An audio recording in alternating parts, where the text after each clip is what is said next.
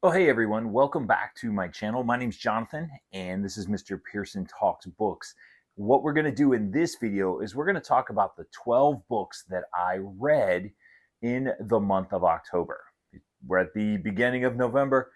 It's time for a reading wrap up. So, like I said, I was able to read through 12 different books this month. And I got to tell you, there were some really good books in what I chose to read this month. First up was a surprise book for me. I saw it on the shelf. I'd seen it on a few lists and thought, you know what, I'm going to give that a try.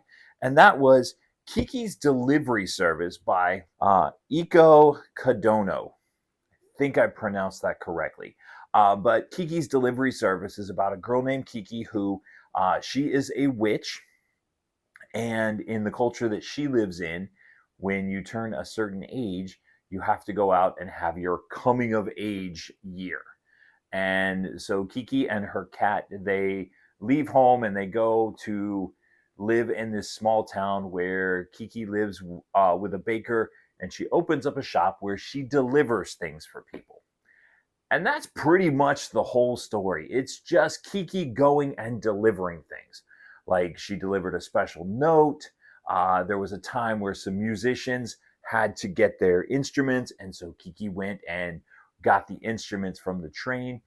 It was just a really fun, kind of relaxed, I guess the word is cozy, book that was a lot of fun to read. I enjoyed it and had a really good time with it. There is a Studio Ghibli movie that goes along with it.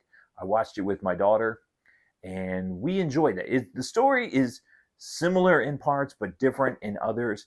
But it was a good movie as well. After I finished reading Kiki's Delivery Service, I picked up a book called Chasing Vermeer by Blue Balliett. Again, forgive me if I'm mispronouncing these names. But this is the story of two children who go to a school in Chicago, and they meet over their love for Vermeer paintings. He was a very famous painter, and there was one painting that they both really liked, and it was supposed to come to Chicago and be displayed, and something happened, and the painting was stolen. And there are things that lead them to believe that their neighbor might be involved, that their teacher at the school they attend might be involved, that one of their dads might even be involved in the painting and getting stolen. And so they have decided they're going to decipher the clues and figure out who it was that stole the painting. This was a lot of fun to read. I think this falls into the category of middle grade dark academia because there's puzzles and it takes place in a school, and there's different educational locations that they have to visit. It was a really good time. There are four in this series. The next one up is called The Right Three, having to do with Frank Lloyd Wright. So I am definitely looking forward to reading that one also. Then I was reading some spooky books because it was Halloween time. It was October. And so the first one I read was The Jumbies by Tracey Baptiste. And this is kind of a Caribbean folklore about a girl who she is trying to figure out what happened with her mother, why her mother passed away. And the girl and her friend and the two boys that they meet on the island are suddenly attract the attention of a beautiful stranger who shows up.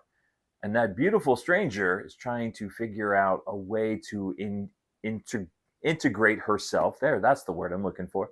Integrate herself into her family because she's known as a Jumbie, which is kind of a monster, and she wants to take the island over. And so they have to do their very best to prevent this strange woman from becoming a part of her family, taking over her father's life, and then ruining the island. And then after I read that one, I read two Goosebumps books in one weekend. The first one was called Frankenstein's Dog. This was from the Goosebumps Most Wanted series. And I really liked this one. It was about a girl who went to visit her uncle, Victor Frankenstein. And he works with a lot with robots and robotics and different things along those lines. And there were a lot of interesting characters in this book. Come to find out, some of the robots are trying to take over the Frankenstein castle. There were a lot of homages and callbacks to the original Frankenstein story. So it was a fun read. And then I read one called The Wizard of Ooze, which was from the Goosebumps Horrorland series. Both of these books were picked for me by my students at school. And this one was okay. It was about a boy who found a very rare comic book, and then suddenly the villains in that comic book are trying to get that book from him, and he has to figure out what exactly it is and how to prevent them from doing that. While I was also reading those, I read a book called The Peculiar Incident on Shady Street by Lindsay Currie. And this was a ghost story, again, set in Chicago, just like Chasing Vermeer was. And it's about a girl who moves from Florida to Chicago into this old house, and she finds out that her house is haunted. And then with some help from some friends at school, she's trying to figure out what exactly it is that the ghost wants from her, and what she can do to prevent anything else from happening. And the really unique thing about this is that it was actually set in actual Chicago history. So some of the names and places that were mentioned are actually real places in Chicago. Really like this book. I like Lindsay Currie's writing. I'm definitely going to be reading some more of her books. After I read that, I came across one called The Mystery of Black Hollow Lane. And this one was by Julia Nobel. And in this book, there is a girl who is sent, because her mother is a child psychologist, a child raising professional.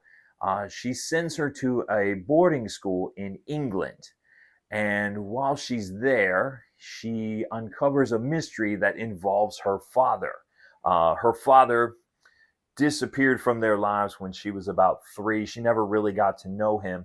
But every time she mentions his name at the school that she's at, people get really tense and really upset. And she received a mysterious box just before she went to the school, and now people are trying to get that box and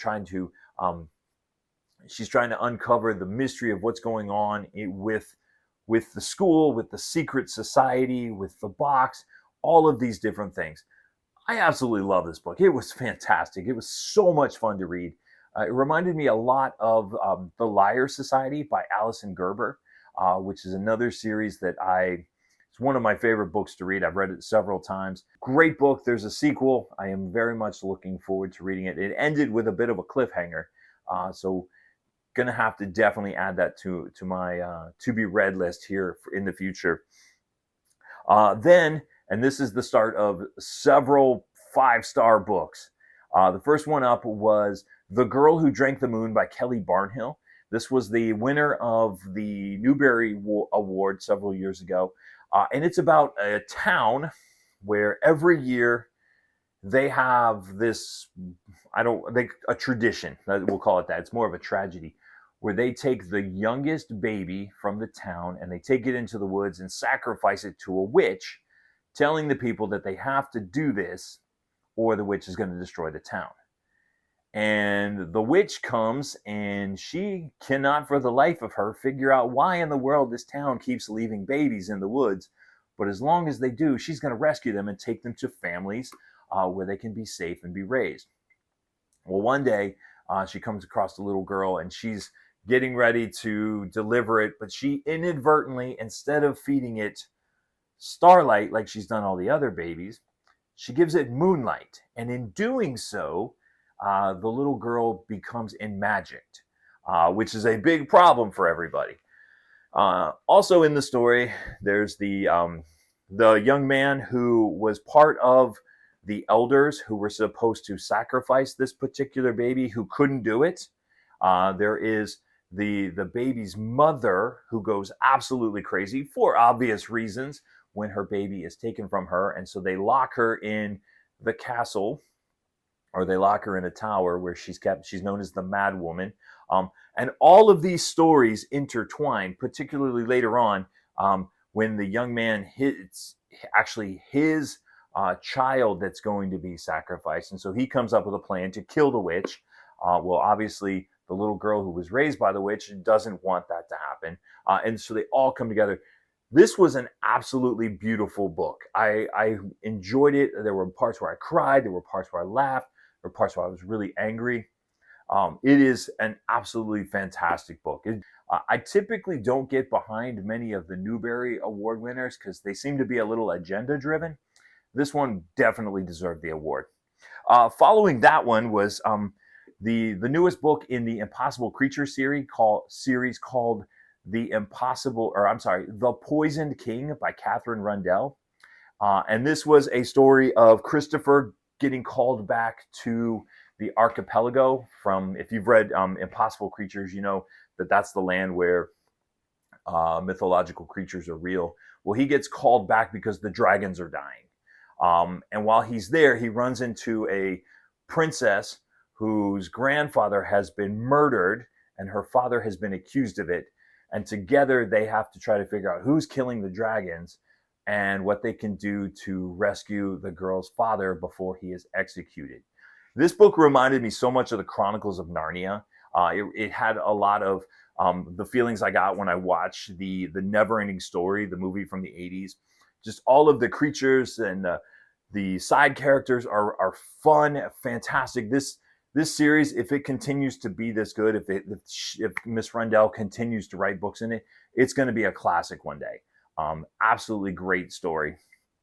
And this has probably been my favorite book of the year so far, and that's The Night Gardener by Jonathan Auxier, I believe is how you pronounce his name.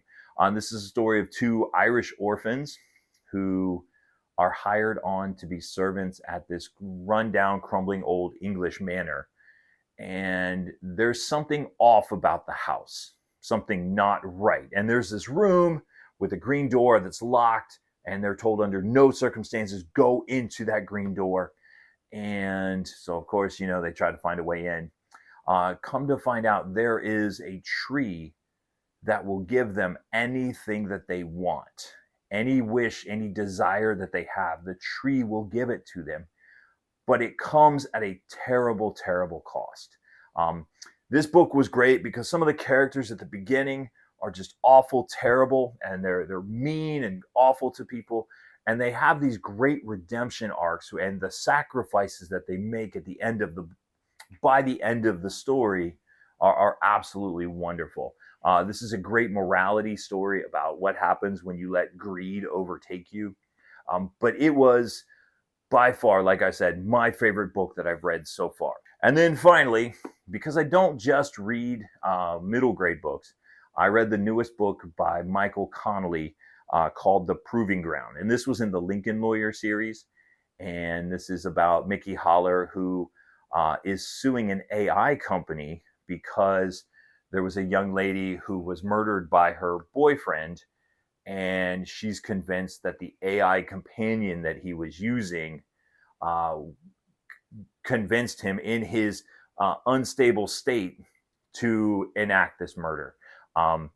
It was a lot of, I won't say fun, but it was a good book. It was the courtroom scenes were great. The interactions, and Michael Connelly brings in other characters from books. So all of the characters that he's written were mentioned in this book.